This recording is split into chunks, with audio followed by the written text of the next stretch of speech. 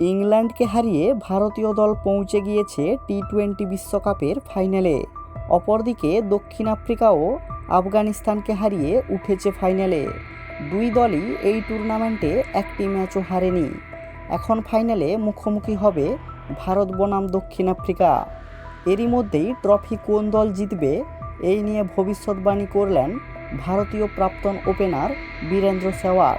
তিনি জানান, দক্ষিণ আফ্রিকা এই বিশ্বকাপ নেওয়ার জন্য যোগ্য দল ঠিকই, তবে ভারতীয় দলও এই ম্যাচে চ্যাম্পিয়ন হওয়ার জন্য পুরো 100 ভাগ নিগড়ে দিয়ে ঝাঁপাবে। এই মুহূর্তে ভারতীয় বোলিং লাইন আপ তাদের স্বপ্নের ফর্মে রয়েছে। অন্যদিকে দক্ষিণ আফ্রিকার বোলিং লাইন আপও রোহিতদের যথেষ্ট সমস্যায় ফেলবে বলে জানান তিনি। তবে শেষমেশ রোহিত বাহিনীর হাতেই কাপ উঠবে বলে জানান। তাই ম্যাচটি অনেক হাড্ডাহাড্ডি হতে চলেছে।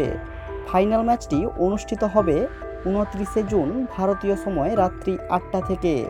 এখন দেখার বীরেন্দ্র সেহবাগের ভবিষ্যৎবাণী মিল হয় নাকি এই প্রথমবার দক্ষিণ আফ্রিকা চোকার তকমা মুছে দিয়ে বিশ্বজয়ের স্বাদ পায়।